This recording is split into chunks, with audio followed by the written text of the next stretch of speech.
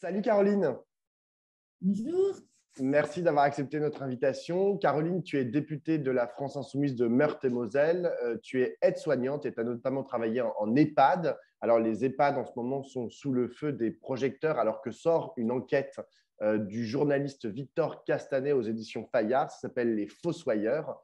Cette enquête, elle met en lumière la logique de rentabilité à tout prix de ce type d'établissement au détriment des patients qui sont maltraités, mais aussi des personnels. C'est quelque chose que tu as connu, toi, quand tu travaillais en EHPAD? Alors, c'est quelque chose que j'ai connu, que j'ai dénoncé dès juillet 2017 dans l'Assemblée. Je le dis parce que depuis hier, j'arrête pas de voir des députés qui se disent choqués par les révélations. Vous avez qu'à m'écouter depuis 5 ans aussi. À chaque projet de loi de financement de la sécurité sociale, par exemple, on proposait des amendements pour interdire les EHPAD privés lucratifs. On n'a pas, dans notre pays, à se faire de l'argent, à gagner de l'argent sur la dépendance, sur l'autonomie, le manque d'autonomie de nos aînés. Parce que moi, je trouve ça mais tellement abject, je ne comprends même pas que ça puisse exister dans notre pays. Donc, il y a des personnes qui gagnent de l'argent sur le malheur et la détresse des personnes âgées. Pas de problème, on laisse faire dans notre pays. Et nous, chaque année, on proposait un amendement.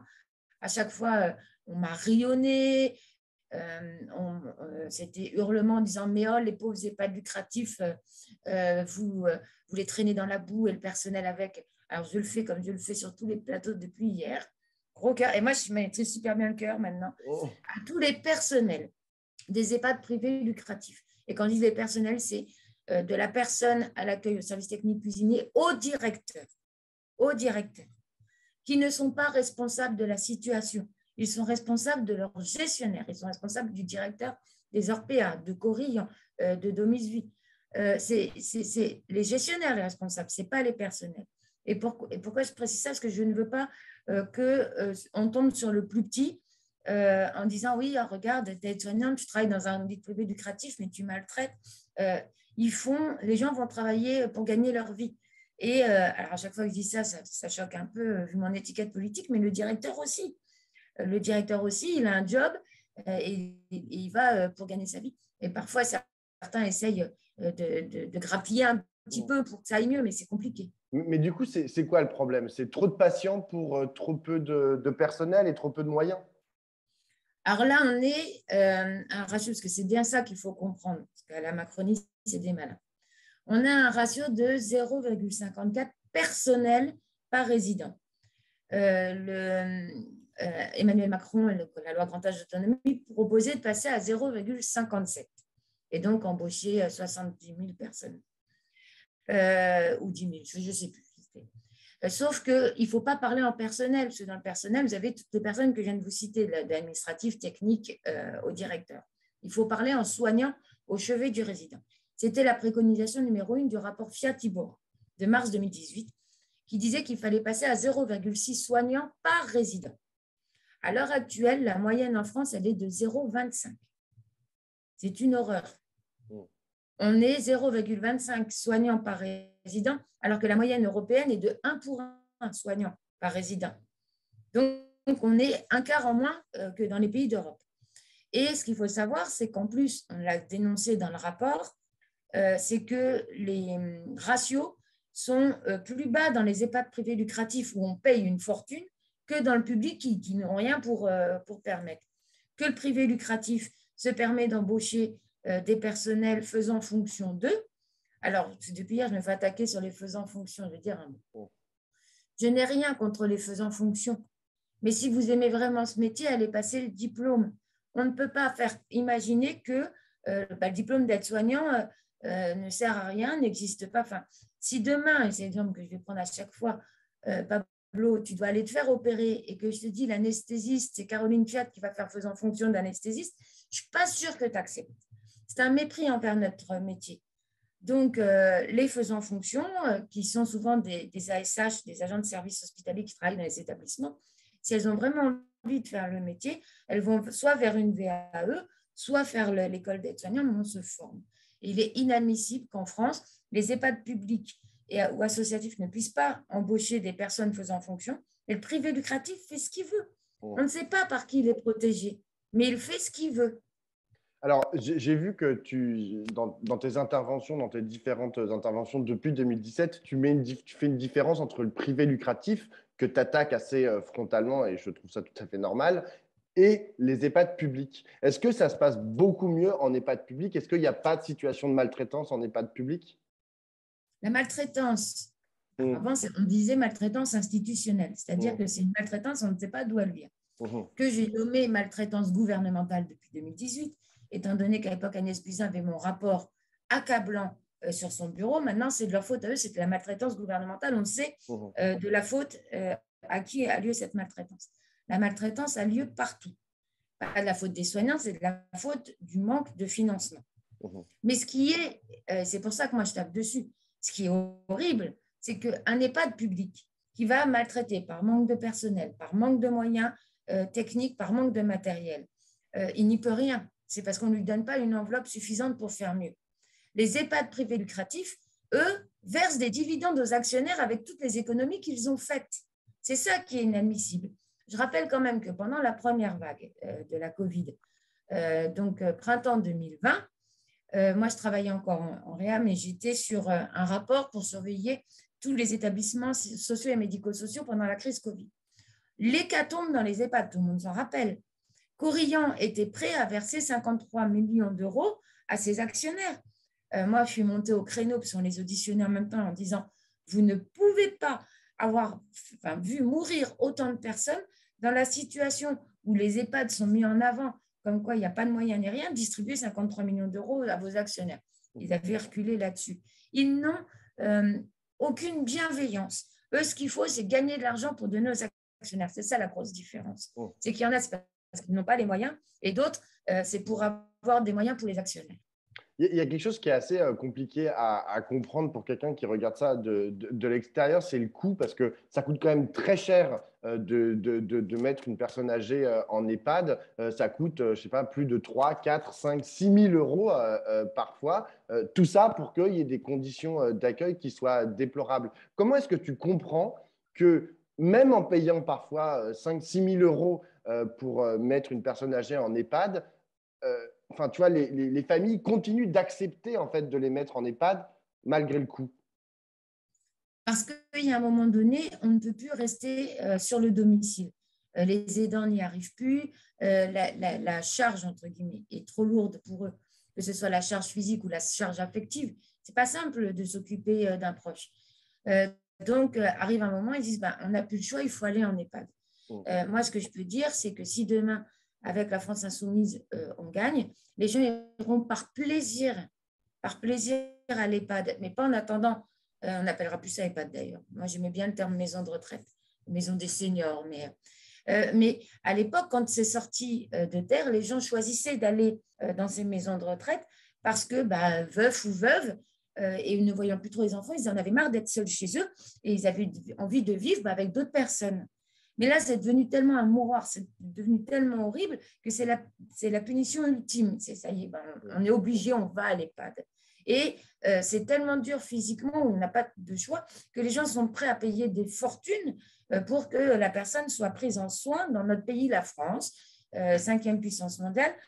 On se retrouve à faire ça, c'est inadmissible. Donc là, toi, tu préconises plutôt de mettre les personnes âgées en EHPAD, les garder dans la famille, comme ça a été le cas pendant longtemps, comme c'est le cas dans d'autres pays. Hein. Ils gardent beaucoup plus les personnes âgées au sein des familles. Ça, c'est pas un modèle qui t'intéresse. Enfin, toi, tu penses que c'est mieux que les vieux, que les personnes âgées aillent en EHPAD ou en maison de retraite? Moi, il y a des familles qui s'en occupent très bien. Quand toutes les familles habitent, ça avait lieu avant parce que globalement, on habitait tous le même village et peut-être même dans la même rue, Mm. et voire dans la même maison, le même quartier. Donc, on pouvait s'occuper de nos anciens. Mm. Là, maintenant, on est tous éclatés partout en France. On n'est même plus dans le même département, voire la même région. Donc, on ne peut pas être à côté de la personne et s'en occuper tous les jours. C'est ça la différence. Donc, si on ne peut pas, on Mais ne c'est le aussi fait une pas. question de temps. Hein. Et On ne voilà. veut plus donner du temps à nos aînés. Et la fameuse charge physique et affective. Mm. Parce que c'est du 24 heures sur 24. c'est difficile. C'est difficile de voir son conjoint, sa conjointe ou ses parents, grands-parents souffrir, avoir envie de mourir. Et parfois, des fois, c'est les personnes âgées elles-mêmes qui ne veulent pas. Moi, personnellement, j'ai toujours dit, expliqué, hors de question que mes enfants un jour me fassent la toilette. Ils n'ont pas à me voir nu, ils ont pas pour moi, c'est hors de question. Après, il y en a d'autres. Donc, voilà, il faut prendre. Chacun fait bien comme il veut, mais ça ne doit pas devenir une punition d'aller à l'EHPAD. La solution, elle doit être magnifique. Ça doit être une maison de vie. Moi, j'en ai marre d'entendre face à un mouroir. Alors, effectivement, on ressort rarement sur ses deux jambes. C'est là qu'on vient finir sa vie. On peut la finir en faisant la fête, en s'amusant. Moi, quand j'étais aide-soignante de nuit, j'organisais des balles thématiques et ça marchait super bien. Et le soir, personne prenait son somnifère, parce que je les avais tellement fatigués à danser et à rigoler. Mais et puis on passait la semaine organisée, on faisait des affiches pour annoncer le bal, on faisait des invitations, on faisait des gâteaux. Alors ça, c'était les filles de jour qui faisaient tout ça, mais il y avait du coup une ambiance où, ben oui, on a le droit de danser, on a le droit de s'amuser, on n'est pas à devoir rester sur un fauteuil. Votez bien, parce que les EHPAD Fiat, vous allez kiffer. Dans une récente étude Odoxa, au-delà de la question des EHPAD, j'ai lu que plus de la moitié des Français considéraient que les plus de 80 ans étaient mal intégrés dans notre société. Qu'est-ce que ça veut dire mal intégré? Comment est-ce qu'on peut intégrer une personne de plus de 80 ans comment on peut mieux l'intégrer dans la société? Eh bien, on lui laisse ses droits, par exemple. Je vais prendre l'exemple que je prends à chaque fois, mais tous les EHPAD, la très grande majorité de nos EHPAD, ils sont où? Ils sont en sortie de ville, près de l'autoroute, bien cachés. On cache nos vieux. C'est une fois que papy ou mamie, c'est sociétal, commence à perdre un peu la tête, et ce n'est pas forcément Alzheimer, la sénilité a toujours existé avant Alzheimer d'ailleurs, et ben on ne l'emmène plus au repas. On se dit, ah, ça va la fatiguer, on ne l'emmène plus au repas. Mais non, c'est normal. Est-ce qu'un parent se dirait, je ne vais pas emmener mon nouveau-né à un repas de famille parce qu'il va pleurer tout le long et ça va casser les oreilles des invités? Ben non, au contraire, c'est le petit nouveau, c'est le petit bébé, tout le monde est ravi. Pourquoi on cacherait nos aînés? Parce qu'ils commencent peut-être à crier d'un coup, on ne sait pas pourquoi. Non, c'est sociétal. On va tous vieillir, on l'espère, mourir vieux. Et on va tous peut-être perdre en autonomie, devenir dépendants. Il va peut-être falloir nous aider à manger et tout ça, mais il faut laisser tout ouvert. Ce sont des personnes qui ne participent plus à la vie démocratique souvent, parce qu'enfermés chez eux, on ne leur propose même plus d'aller voter. Et ça m'a toujours choqué. J'avais un résident très à droite, très connu d'ailleurs, et à chaque fois, je me moquais de lui et il m'appelait la rouge. Et chaque fois que j'arrivais, il me disait, ah, c'est pas vrai, je vais avoir la rouge cette nuit. Et une fois, je suis arrivée et il ne me charriait pas. Je lui dis, bah, ça va pas. Vous ne m'avez pas dit encore une méchanceté. Et il me regarde, il me fait, la première fois en 65 ans que je ne vais pas voter. Et oui, et c'était vraiment quelqu'un qui était connu. Voilà. Mais même moi, même moi, je n'avais pas eu l'idée de dire au fait, est-ce que monsieur Machin, on va l'emmener voter? Enfin, on a le droit à tout. Et on a le droit aussi de retrouver un amoureux à 80 ou 85 ans. Ça, je le dis aux familles.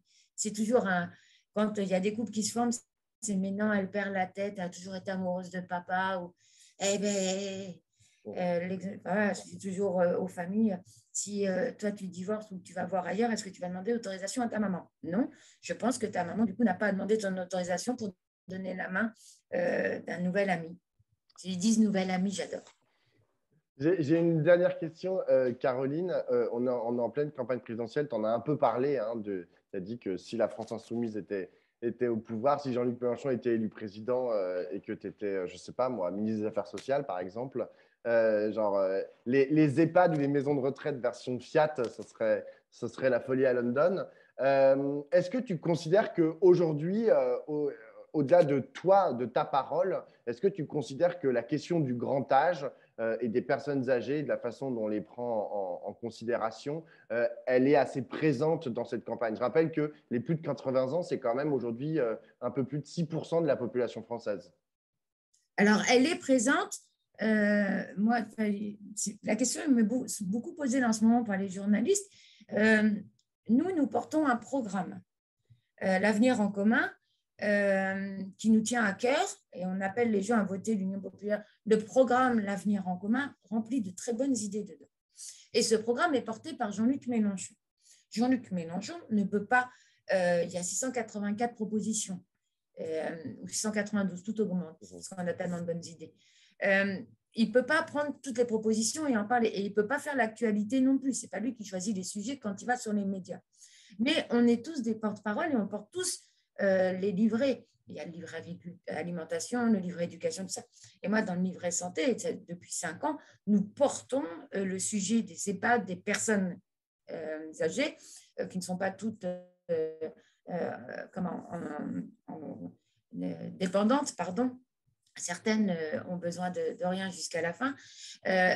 Donc, si on en parle, si c'est un sujet de la présidentielle, mais c'est plus moi qui le porte parce que, voilà, mais si demain un journaliste interroge Jean-Luc Mélenchon, notre candidat, qui porte notre programme L'Avenir en commun sur le sujet, il le maîtrise parfaitement parce que si je n'ai pas réussi à convaincre les macronistes, je peux vous faire croire que j'ai convaincu tout mon groupe parlementaire et toutes les personnes qui travaillent sur le livret et tous nos militants sur le bien fondé de mes demandes. Merci beaucoup, Caroline, et puis bonne campagne, hein, surtout. Oui, ça va bien se passer. Et puis surtout, quand vous croisez des personnes âgées, ce sera mon petit message, c'est des personnes qui ont été élevées dans un autre temps. Bonjour, au revoir, s'il vous plaît, merci, est-ce que je peux vous aider? Pendant la première vague, des jeunes de quartier faisaient le tour des personnes âgées pour savoir s'il fallait aller leur faire des courses ou quoi que ce soit, parce qu'on était confinés. C'était beau, pas la peine de s'arrêter, on peut continuer à prendre soin des autres. J'espère que ton conseil sera entendu. Merci, Caroline. Merci.